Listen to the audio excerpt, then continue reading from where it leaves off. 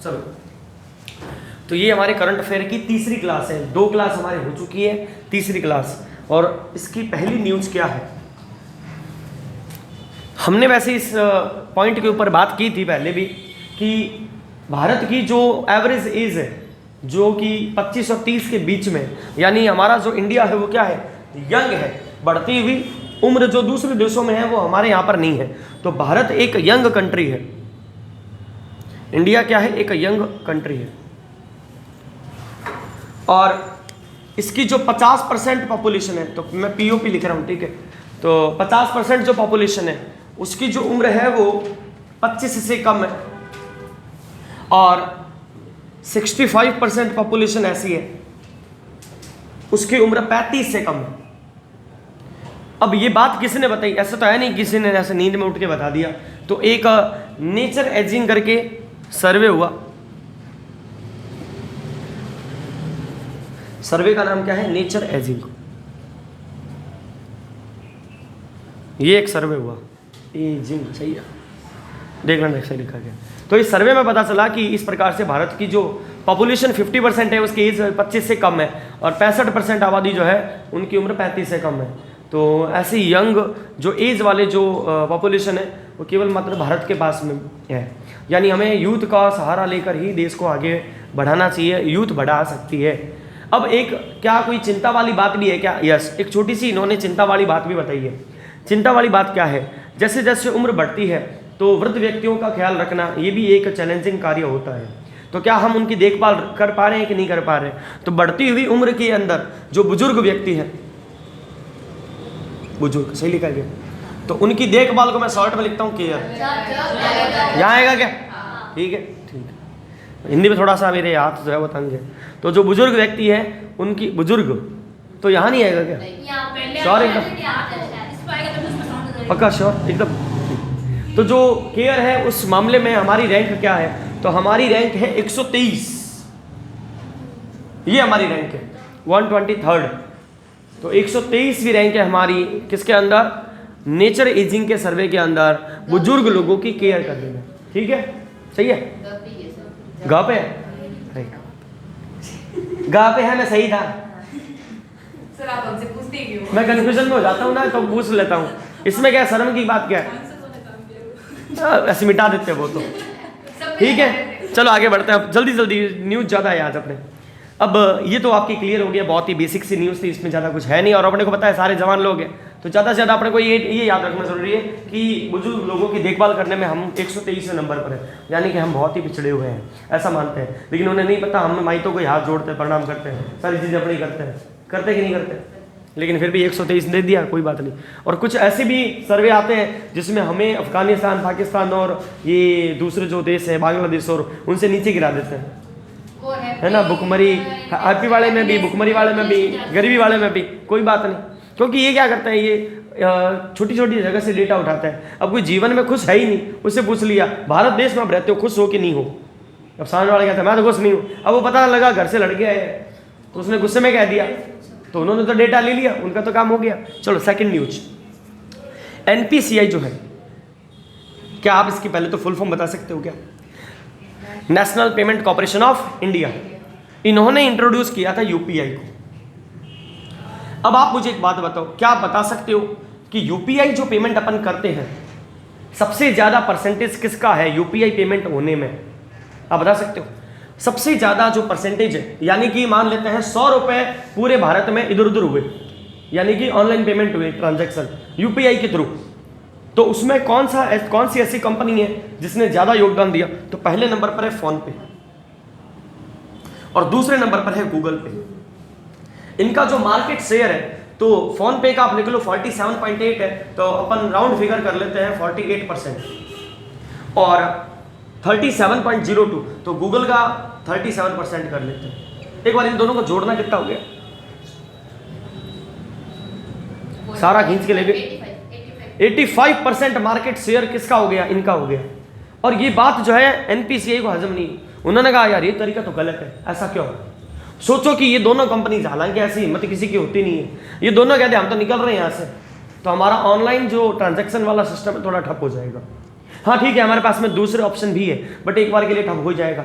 अगर ये अपनी पॉलिसी जो है वो थोड़ी कुछ हार्ड कर दे, जैसे थोड़ी की भी है, जैसे फ़ोन पे अपन जो ट्रांजैक्शन ये अपने रिचार्ज करते हैं तो ये अपने से ये 2-3 रुपये लेते हैं, पहले लेते नहीं तब लेते हैं, तो सरकार को गूगल पे नहीं लेता, लेकिन अभी ये 37 पे है ना, 3 रुपए टैक्स लेता है। ये लेते हैं। तो ये पहले तो नहीं लेते थे, अब क्यों ले रहे हैं? क्योंकि इन्हें पता चल गया कि हमारे ऊपर अब ये आधारित हो चुके हैं। एनपीसीआई को बात समझ में आ गई, तो इन्होंने कहा सबको कि एक मार्केट जो है वो कैप लगाई जाएगी, इसे अपन कहेंगे market share cap. Market share cap इसका मतलब क्या है?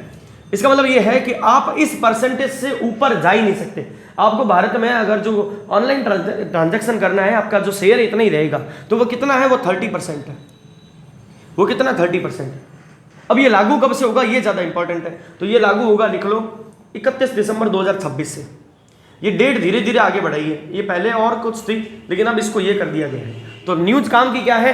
एनपीसीआई ने यूपीआई पेमेंट के लिए कंपनीज को बोला है कि आपका मार्केट शेयर कप कैप जो है, यानी जो लिमिट है वो 30% रहेगी, यानी तू भी नीचे और तू भी नीचे है, इन दोनों को बोला है।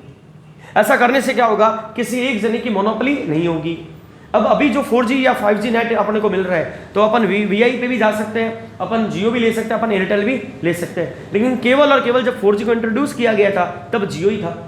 तो एक प्रकार से आप ये कह सकते हो कि उसकी मोनोपोली चल रही थी, लेकिन दूसरे लोग भी फील्ड में आ गए। ऐसे ही हमें 30% करने से 2 फायदे होंगे, ना तो इनकी मोनोपोली होगी, और दूसरा फायदा क्या होगा भारत को कि दूसरी कंपनीज जो इंडियन कंपनीज है उन्हें भी मौका मिलेगा मार्केट में अपना शेयर बनाने के लिए, वरना अकेले खुद ही 85 खींच रहे हैं ना।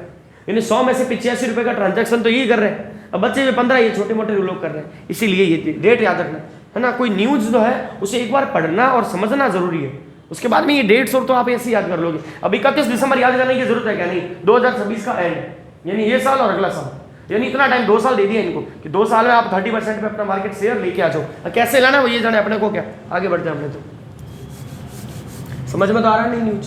क्योंकि थोड़ी न्यूज़ जो है आपकी टेक्निकल होगी, और जहां पर मुझे लगेगा कि यहां मैं आपको ट्रिक से समझा दूं तो वो हो जाएगा। अच्छा, मैं आपको 2 योजनाओं के नाम लिख रहा हूं, तो आप मुझे बताना कि भारत के किस हिस्से से है ना, और चारों देशों में से किसी भी एक हिस्से का नाम ले सकते हो। योजना का नाम है रायथू भरोसा, रायथू भरोसा, और इंद्रिमा आत्मीया, इंद्रिमा, हाँ अब समझ में आ गया, इंद्रिमा आत्मीया, इंद्रिया आत्मीया भरोसा योजना। भरोसा, देखो एक छोटी सी बात बताता हूँ, जब भी किसी योजना के पीछे भरोसा आ जाए तो 90% चांसेस रहेंगे, आप 100 भी मान लो, कि वो तेलंगाना और हैदराबाद और आंध्र प्रदेश इस पूरे बेल्ट से होंगे। तो ये जो दोनों योजनाएं हैं ये तेलंगाना ने लॉन्च की है। अब हमें थोड़ा सा ये भी पता होना चाहिए किसके लिए है, तो किसानों के लिए है। क्यों? क्योंकि रायतू का मतलब क्या होता है? किसान। ठीक है, बस इतना सा याद रखने हो जाएगा याद। तेलंगाना ने 2 योजनाएं लॉन्च की किसानों के लिए, रायतू भरोसा, इंद्रिमा आत्मीय भरोसा योजना। और रायतू का मतलब क्या होता है? किसान। अब आपको पता है कि माँ गंगा नदी को, मैं गंगा नदी बोल रहा नहीं हूँ, माँ गंगा नदी को बोल रहा हूँ, उन्हें साफ करने के लिए सरकार ने नमामि गंगे प्रोजेक्ट स्टार्ट किया था, और हमने कहा कि हमें नदियों को साफ करना है, तो वो गंगा नदी के लिए था। ऐसी एक नदी और है गोमती नदी, और हम इस नदी को साफ भी करना चाहते हैं। मैं आपसे पूछता हूँ, अगर उधर मैप आप देख पा रहे हो और यहाँ से दिखाई दे रहा है, गोमती नदी जो है क्या गंगा नदी की ट्रिब्यूटरी है कि नहीं? दिखाई देगा आपको? गोमती नदी जो है वो गंगा नदी की ट्रिब्यूटरी है क्या? आपके ऊपर की साइड में आपको दिख जाएगा, ठीक है, आप खड़े होकर देख लेना। तो जो गोमती नदी है इसका जीर्णोद्धार किया जा रहा है। जीर्णोद्धार, देखो मैंने सही लिखा है क्या? जीर्णोद्धार सही लिखा है क्या? चलो बढ़िया, ऐसा बार बार हिंदी थोड़ी गलत लिखूँ, हिंदी मीडियम का हूँ। तो अब ये जीर्णोद्धार है और गोमती नदी का जो रिनोवेशन है ये किसके द्वारा किया जा रहा है? तो ये भारत की एक टेरिटरी आर्मी है, टेरिटोरियल आर्मी, इसके द्वारा किया जाता है। बस इतना आपको ध्यान रखना है कि भारत की जो टेरिटोरियल आर्मी है उसके द्वारा गोमती नदी का जीर्णोद्धार किया जाएगा, बस याद रहेगा। आगे बढ़े। आपने अभी तक जनवरी के अंदर कोई बुक नहीं पढ़ी, बुक इंपॉर्टेंट है। 1983 का क्रिकेट वर्ल्ड कप किसने जीता? भारत ने। उसके अंदर एक विकेट कीपर थे जिनका नाम था सैयद किरमानी। अब नाम तो बड़ा था, मैं शॉर्ट में लिख रहा हूँ, सैयद किरमानी। तो इन्होंने क्या लिखी है, अपनी जीवनी पर यानी अपने जीवन परिचय को देते हुए एक किताब लिखी है, और किताब का नाम लिखा है स्टम्प। अब किताब का नाम बड़ा है, नाम पूरा बोल देता हूँ, stumped life behind and beyond the 22 yards, यानी कि 22 यार्ड्स। 22 यानी 22 गज की क्या होती है, पट्टी। वहाँ पर क्या लगा होता है, स्टम्प। तो ये हो गई पट्टी, यहाँ पर क्या लगे हुए, स्टम्प। और स्टम्प के पास में कौन होता है, विकेट कीपर। और विकेट कीपर कौन से, 1983 क्रिकेट वर्ल्ड कप के, क्रिकेट वर्ल्ड कप के। और वो क्रिकेट वर्ल्ड कप, तो वो कौन थे, किरमानी। याद रहेगा। तो आपका पहला वर्ड ही आपको याद करवा देगा, आगे वाला मैंने बोला है बस। तो वीडियो से पूरा लिख लेना। स्टंप, अपने को स्टंप से मतलब है। तो स्टंप वाली जो बुक है किसकी है, सैयद किरमानी। 1983 वर्ल्ड कप के क्या थे ये, विकेट कीपर। कोई पूछ ले निम्न में से इस किताब के लेखक सैयद किरमानी कौन है, तो आपको पता, आपसे पूछा जा सकता है कि ये विकेट कीपर है या बैट्समैन है, कुछ भी है, तो आपको पता होना चाहिए। ठीक है, आगे बढ़ो।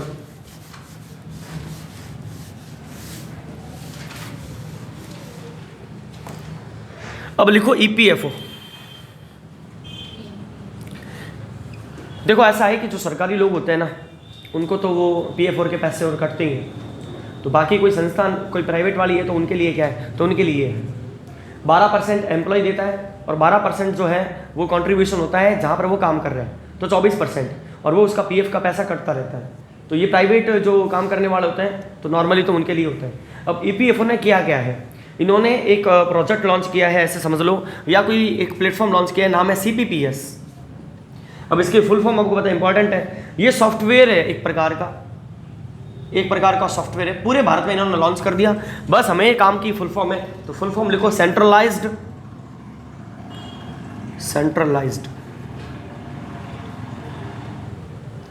Pension payment system. क्या मिल रही है, pension.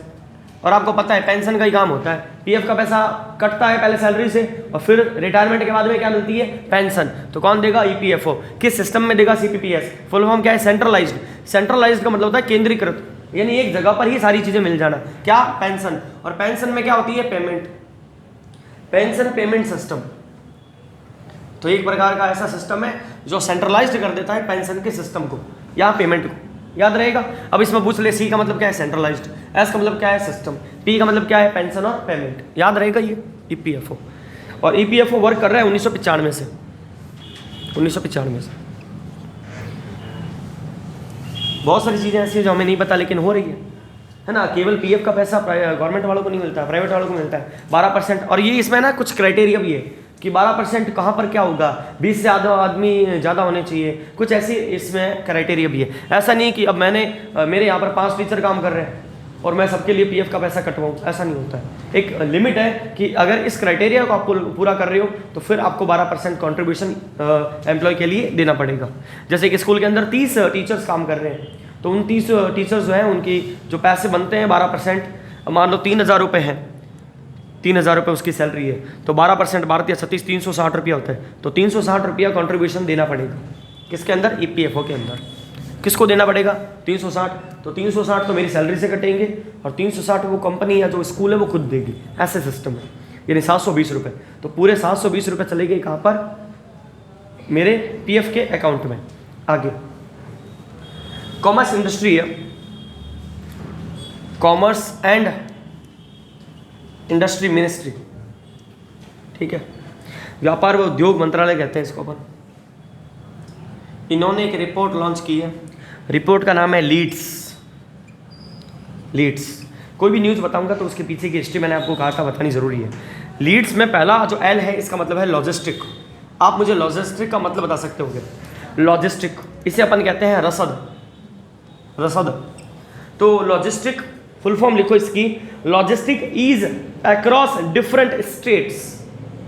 Logistic is across different states, क्या है इसका मतलब, डिफरेंट स्टेट्स का मतलब है कि अलग अलग आपके राज्यों के अंदर ईज लॉजिस्टिक, रसद यानी सामान को ईज आसानी से अक्रॉस कहाँ पर भेज दें, अलग अलग स्टेट्स के अंदर। यानी कि आप सामान को एक जगह से दूसरी जगह पर भेज रहे हो। सामान क्या होगा, गुड्स क्या होगा, जो आप खा रहे हो, समझ वाली बात, या हम जो कपड़ा पहन रहे हैं। तो एक जगह से दूसरी जगह को सामान को भेजने के लिए हमें जो चीज़ यूज करनी है, वैसे ये जो रिपोर्ट है ये बताती क्या है, ये ज़रूरी है। ये बताती है कि हम जो खर्चा कर रहे हैं इन सामान को भेजने में वो कितना है। तो हमारा इंडिया का जो लीड्स के अनुसार या इंडस्ट्री के अनुसार जो हमारा लॉजिस्टिक जो खर्चा है वो हमारे जीडीपी का 13% के आसपास है, या मैं 13 से 15 कहता हूँ तो कोई बड़ी बात नहीं है, 13 से 15% के आसपास है जीडीपी का।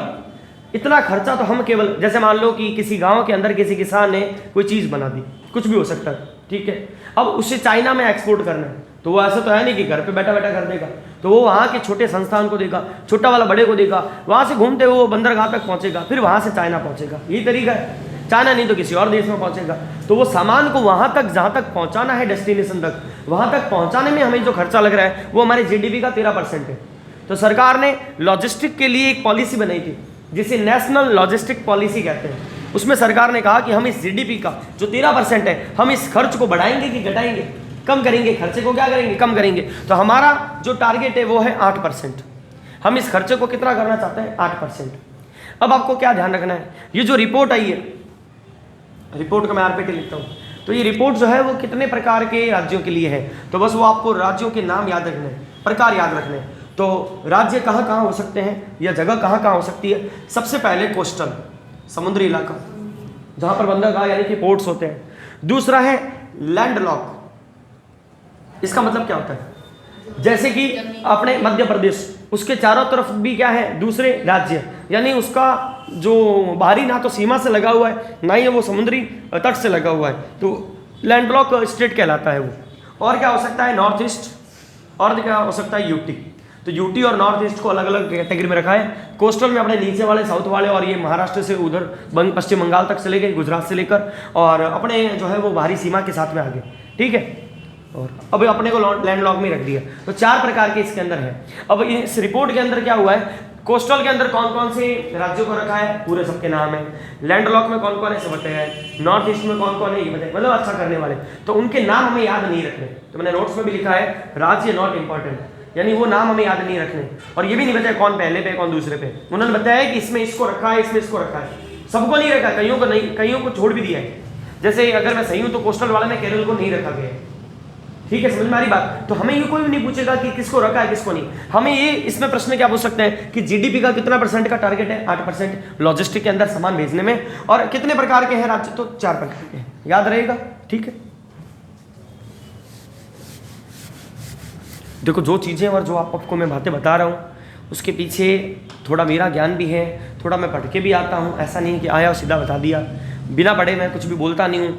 और जो भी चीज़ें बता रहा हूँ ये हाई क्वालिटी कंटेंट है, और मैं आपको श्योरिटी के साथ में, कोई भी पेपर होगा ना अभी 8%, तो मैं दिखा दूंगा कि इनमें से जनवरी का अगर कोई आया कंटेंट तो मैं बताऊंगा कि देखो आया है कि नहीं आया, क्वेश्चन एकदम आएगा,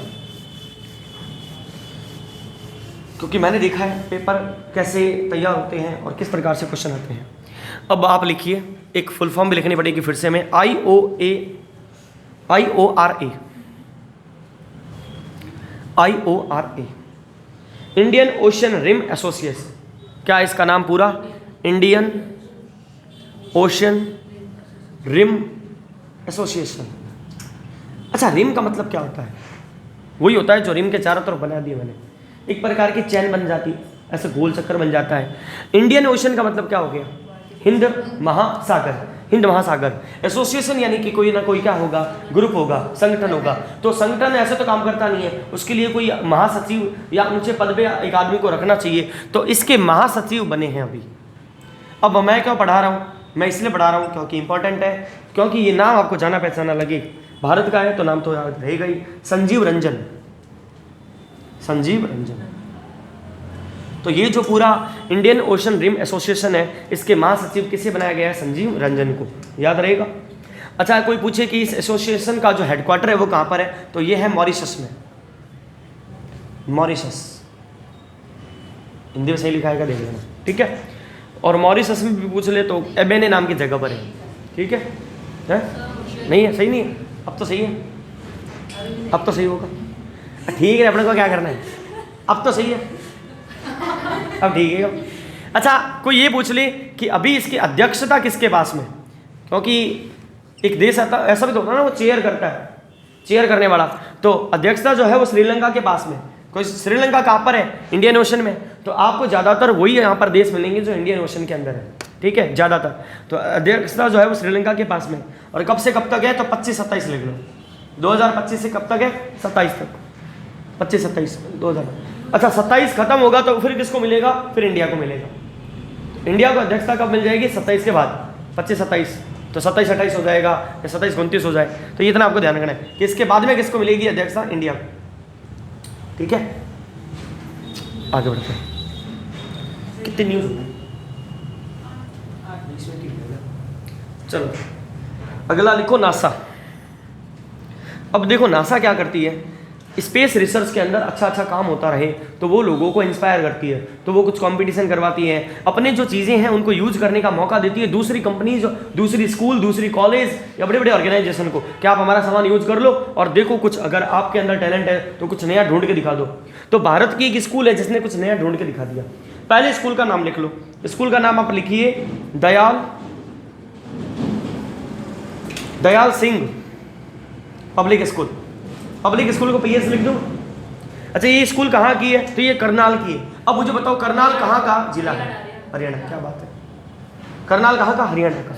अब इस स्कूल ने क्या कारनामा कर दिया, इन्होंने एक क्षुद्र ग्रह जो है, यानी कि स्टेरॉइड वाला जो होता है क्षुद्र ग्रह उसको कहते हैं, है ना, तो वो इन्होंने ढूंढ के निकाला है और नया है। उसका नाम जो है वो आप लिख लीजिए, उसका नाम है TD40। इसकी क्या की है, खोज की है। अच्छा इसकी खोज की है तो कोई टेलीस्कोप से की होगी, वहाँ जाके तो किया नहीं है, यानी यहाँ बैठे बैठे ऐसे अपने दूरबीन में देखा होगा, पता चला होगा। तो इन्होंने किस चीज़ को, नासा की है वो चीज़, मैंने कहा ना नासा देती है कि हाँ यूज कर लो और कुछ खोज कर लो, तो वो उन्होंने कौन से टेलीस्कोप से किया है, तो उस टेलीस्कोप का आप नाम लिखिए PAN। अब इसको स्मॉल में लिख दो, मैंने स्मॉल में लिखा है पैन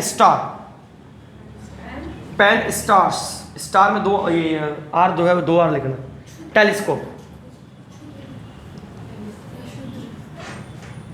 क्षुद्र ग्रह को कैसा लिखता है, ऐसे लिखता है क्या, क्षुद्र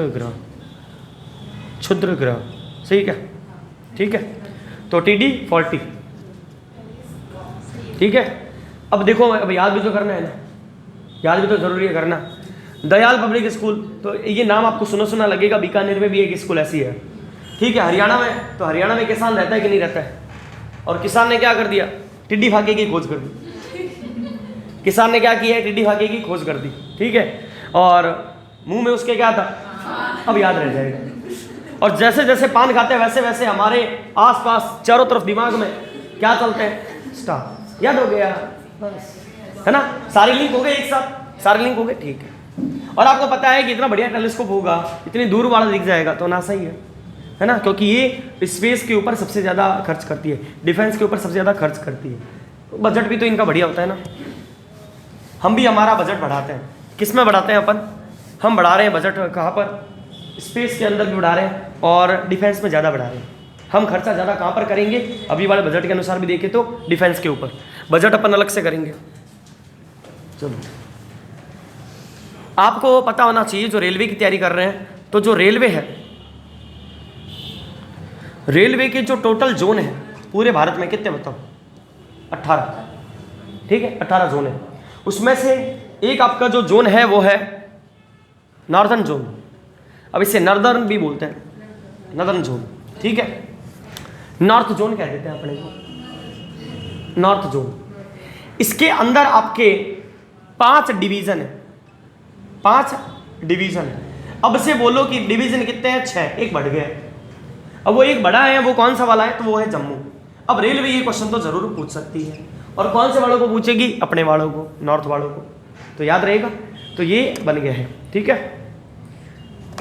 थोड़ा और याद करना हो तो जम्मू जो है इसको बनाया गया है, अब मैं कंफर्म करके बोलूँगा, अभी नहीं बोलूँगा, ठीक है। इसको किसी और जोन से कट करके बनाया गया है, तो बता दूंगा मैं कैसे कट करके बनाया गया है। तो 5 डिवीजन थे, अब कितने हो गए, 6, किसके अंदर, नॉर्थ वाले में। तो आपके पास में 18 जोन है, जाने का डिवीजन उसके अंदर होता है, ठीक है। ये आपका जोन हो गया। अब इस जोन के अंदर ऐसे डिवीजन हो गए, 1 2 3 4 5 ऐसे, और इस जो डिवीजन के अंदर बहुत सारे क्या आ जाते हैं, रेलवे स्टेशन।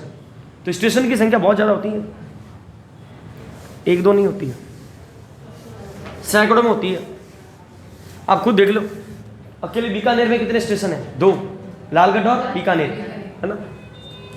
चलो रेलवे तो हो गया, एक पेज तो हो गया। कितने मिनट में एक पेज हो गया?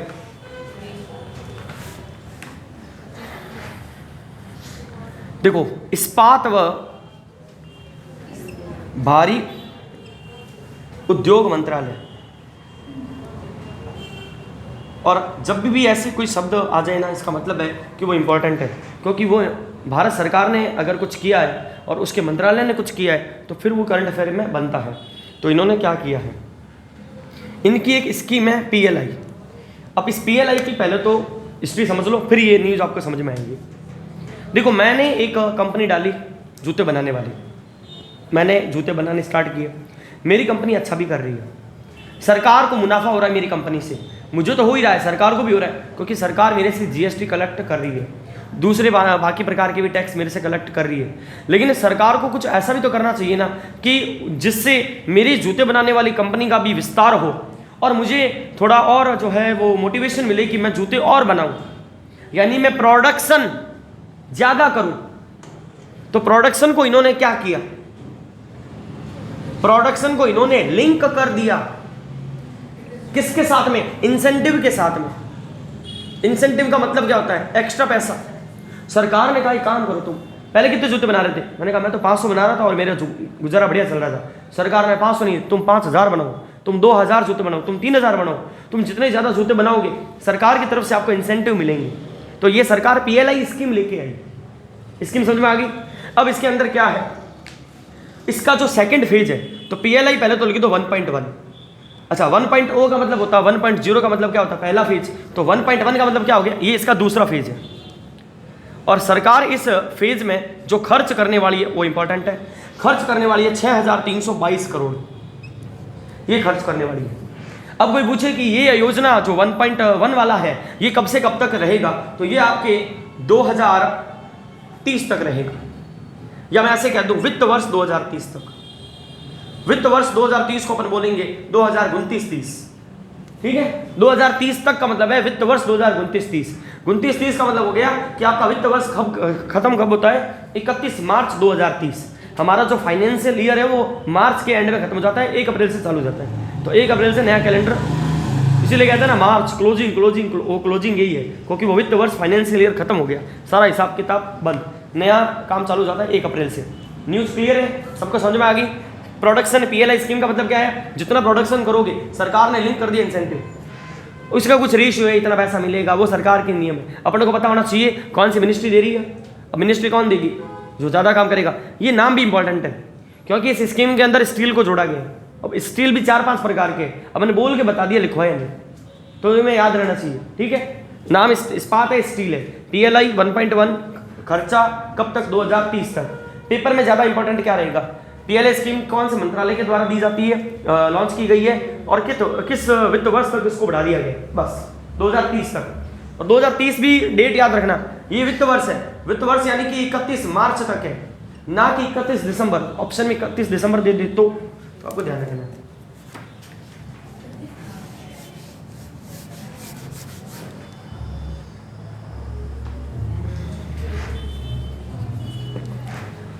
कुछ समय पहले भी अपन ने इस चीज़ पे डिस्कस किया था कि पलायन ज़्यादा होता है लोगों का 2 प्रकार से। पहले तो औरतों का होता है कि मान लो बीकानेर की जो महिला है उसकी शादी करवा दी गई मध्य प्रदेश में, अब उसका पलायन हो गया, यानी वो प्रवासी बन गई एक प्रकार से, यहाँ से वहाँ पर वो ट्रांसफ़र हो गई, तो ऐसे पलायन होता है। तो भारत के अंदर 40 करोड़ लोगों का पलायन हुआ है। कितने लोगों का हुआ है? 40 करोड़ का। और ये आपके 2011 से 2023 तक का डेटा है। 40 करोड़ लोगों का क्या हो गया है? पलायन हो गया है, ठीक है? इसके लिए एक रिपोर्ट आई है 400 मिलियन ड्रीम्स, 400 मिलियन ड्रीम्स। अब इसमें अलग अलग रिपोर्ट के अंदर चीज़ें हैं कि कौन सा स्टेट ऐसा है जहाँ से ज़्यादा लोग निकले, कौन सा ऐसा स्टेट है जहाँ पर ज़्यादा लोग पहुँचे। तो आप एक स्टेट का नाम तो पहले बता दोगे जहाँ से ज़्यादा लोग निकले, बिहार, है ना? तो डेटा को रहने देते हैं, अपने को बस इतना ध्यान रखना है 400 करोड़ और 400 मिलियन। मिलियन को अगर आपको करोड़ में चेंज करना होता है तो उसमें से पीछे से एक जीरो हटा देना होता है। जैसे मैं कहता हूँ कि सरकार ने 50 मिलियन रुपीज़ जो है दिए, रुपीज़ की बात कर रहा हूँ, तो इसका मतलब हो गया 5 करोड़, ठीक है? तो एक जीरो हटा देना होता है। और ये रिपोर्ट जो है अच्छा, इसमें डेटा जो है वो ऐसा है कि 2011 में कितना था, 2011 में ज़्यादा था और अभी हो गया कम। 2011 में था 45.57 करोड़। ये 2011 की जनगणना के अनुसार है, ये ध्यान रखना। 2011 में 45.57 और अभी 2023 के अंदर कितना है, 40 करोड़। ठीक है, एक नाम लिख रहा हूं, मुझे बताना आपने ये नाम पहले कहीं देखा है क्या, पिछली 2 क्लास में, और देखा हुआ था इसके फुल फॉर्म बता दो। Solar counselling scientific and industrial resources. बस, यहाँ पर साइंस है, यहाँ आपके पास में काउंसिल, और यहाँ पर आई का मतलब क्या है, इंडस्ट्रियल, और उसके बाद में आर का मतलब रिसर्च। अब CSIR ने क्या किया है, इन्होंने स्वदेशी दवाई बनाई है। स्वदेशी का मतलब होता है सारा सामान जो है हमने हमारा ही यूज किया है, और वो दवाई कौन सी है, वो है पैरासीटामोल। आप कहोगे सर ये तो इतने सालों से खा रहे हैं, पैरासीटामोल नहीं, इसके अंदर जो यूज होने वाले जो छोटी छोटी चीज़ें होती हैं, जो कंपोनेंट्स होते हैं, हम बाहर से मंगवाते हैं, और दवाई भी बाहर से इंपोर्ट करते हैं। तो भारत ने CSIR ने बनाई है स्वदेशी पैरासीटामोल। ठीक है, और इसे अच्छा, बनाने का मतलब है कि इसकी हमने टेक्निक को, इसका प्रोडक्शन कैसे करना है, उस टेक्निक को हमने डेवलप कर लिया है, ये ध्यान रखना है। अब अगला लिखिए आप, एक ऑर्गेनाइजेशन है AICTE, तो आपने ये नाम कहीं से देखा होगा, AICTE, जो भारत में इंजीनियरिंग कॉलेज वगैरह होती है उनको सर्टिफिकेट देना, मान्यता देना, ये सब करती है। तो इसकी फुल फॉर्म भी इम्पॉर्टेंट है, तो ये है all India council for technical education. All India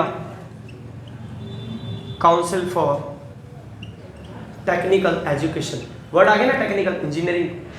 ऐसा इसको मैं क्यों पढ़ा रहा हूँ, कुछ जरूरी किया है क्या? हाँ, इन्होंने कहा है कि जो 2025 है वो है ईयर ऑफ AI।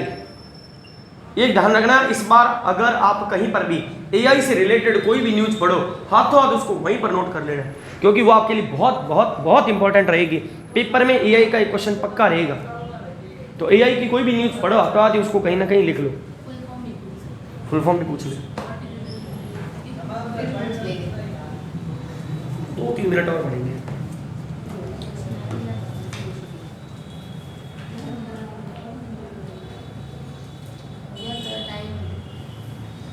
दो तीन न्यूज़ और है, 35 मिनट की तो वीडियो है इसमें, 32 मिनट हो गए ना, कोई बात नहीं, ये तो पहले आता है। हाँ, तो कल मैंने एक आपको, ये लास्ट न्यूज़ रहेगी अपने, ठीक है। कल मैंने आपको कहा था कि एक वर्ड के बारे में भी अपन सीखेंगे, मिलेनियल्स। तो 1 जनवरी 2025 इस दिन एक बच्चा पैदा हुआ, उसका नाम रखा गया जनरेशन बीटा। अब उसका नाम नहीं है, ये जनरेशन बीटा का फर्स्ट बेबी है, बेबी जनरेशन बीटा का फर्स्ट बेबी है। अब ये जनरेशन बीटा क्या है अपन साइड में पढ़ेंगे, पहले उस बच्चे का नाम देख लेते हैं। तो उसका नाम क्या है, उसका नाम है फ्रैंकी जेडैंग, फ्रैंकी जेडैंग। ये जो जनरेशन बीटा, बेटा जो भी होते हैं ना, सारे के सारे क्या होते हैं, फ्रैंक होते हैं। बेटा जितने भी होते हैं सारे के सारे क्या होते हैं, फ्रैंक होते हैं। क्योंकि फ्रैंक इसलिए होते हैं क्योंकि नया साल जब हुआ था, स्टार्ट हुआ 1 तारीख को, उसी दिन ये क्या हो गए थे, पैदा हो गए थे। ठीक है, अब हमें ये समझना है क्यों ऐसा क्यों कहा गया। अब सुनो पीछे की कहानी। अगर कोई 1981 से 1996 तक हुआ है तो उस जनरेशन को बोला गया मिलेनियल्स। मिलेनियल्स, ठीक है। 1997 से लेकर जो हुए 2010 तक उसे कहा गया जेन जी, जनरेशन जेड। और आपको पता है इसकी मजाक भी बहुत उड़ाई जाती है, ठीक है। और 2011 से लेकर 2024 तक जो जनरेशन आई उसे बोला गया जनरेशन अल्फा। और अब जो बोला जाएगा 2025 से लेकर 2039 तक, इन्हें बोला जाएगा जनरेशन बीटा। तो मजाक किसकी उड़ाई जाती है, जेन जी। अब मजाक ही ऐसे थोड़ी इनकी गतिविधियों के कारण है, बाकी मैं कहता हूं कि इन लोगों ने भी अच्छी लाइफ जी है। और सबसे डेंजरस जो है ना वो ये वाले और ये वाले हैं इनका। हाँ, क्योंकि इन्होंने AI देख लिया है, उसमें भी 2020 के बाद वाले, आफ्टर कोरोना, इनको मैं तो अलग नाम देना चाहता हूँ। मेरा जितना बढ़िया ह्यूमर नहीं है, उससे ज़्यादा बढ़िया ह्यूमर मेरी बेटी का है। उसे पता है कि कौन सी बात पे कितने प्रकार के जवाब देने हैं, और ऐसा जवाब देगी कि मैं भी सोचूंगा कि अब वापस क्या बोलूँ, क्योंकि उसके बाद में वो जवाब देगी, उसका जवाब मेरे पास नहीं होगा, तो मैं चुप हो जाता हूँ। तो इनका तो अलग ही है, क्योंकि इन्होंने AI देख लिया है ना, AI को पता। अच्छा, इन्होंने देखा नहीं है, लेकिन ये उस कल्चर में है अभी। अब आपको कोई 3 बार कोई चीज़ बताए, आप एक बार में पकड़ लोगे। इनको एक बार बताने की जरूरत नहीं है, पहले पकड़ लेंगे। इनको बताने की जरूरत नहीं है। भाई तुम्हें कोई फ़ोन का पैटर्न लॉक देखना है, तो आप 2 बार 3 बार कोई दिखेगा, तब आप उसे क्रैक कर पाओगे। तो आपको किसी ने दिखाया, इनको दिखाने की जरूरत ही नहीं है, दूर से देख लेंगे, अच्छा ऐसा है, ठीक है, अब की बार कर देंगे। अब सोचो, हाँ कर लेंगे, उसमें कर लेंगे। अब सोचो 8th क्लास का बच्चा है, उसने मेरे को बताया कि एक ऐप है जिसका नाम मैं यहाँ पर नाम नहीं लूँगा, उस ऐप को यूज कैसे करना है और कैसे उसको VPN से चलाना है। बताओ, 8th क्लास के बच्चे ने बताया, और वो बता रहा है, और मेरे ऐसे हाथ जो ऐसे दूसरे, मैंने कहा यार कैसे करूँ कैसे करूँ। वो कह रहा है सर फ़ोन लाओ इधर, उसने 2 मिनट में करके दे दिया। ठीक है, याद रहेगा। तो बस इतना याद रखना है अपने। बेटे जो लोग होते हैं बहुत ही फ्रैंक होते हैं, क्योंकि पहला बेटा हुआ है, 1 तारीख को हुआ है, हैप्पी बर्थडे बना लिया अपन ने, 1 तारीख को हैप्पी न्यू ईयर भी हो गया, पार्टी 2 हो गई, और ये सब आपको ध्यान देना चाहिए। ये छोटी बकवासी चीज़ों को पूछ भी ले पेपर में, तो अपन को पता होना चाहिए, वरना अपन कहेंगे जैन जी। अपन देखते हैं जैन जी, हमें मतलब ही नहीं पता ऐसा क्यों है ना। अच्छा, एक चीज़ और है, अब मैंने हालांकि मैं नोट्स में लिखा नहीं है, ये नाम देने वाला आदमी कौन है, तो उस आदमी का नाम मार्क नाम करके, ठीक है, जुकरबर्ग और नहीं है, दूसरा है ना, मार्क है कुछ, पूरा एक बार आप सर्च कर लेना, ठीक है, अभी देख लेना गूगल पे कि नाम देने वाला बंदा कौन है। मार्क है, M से नाम है, पंडित जी का नाम मार्क से है, तो देखना। ओके, आज के लिए इतना ही, बाकी करेंगे अपन इसको कल। मार्क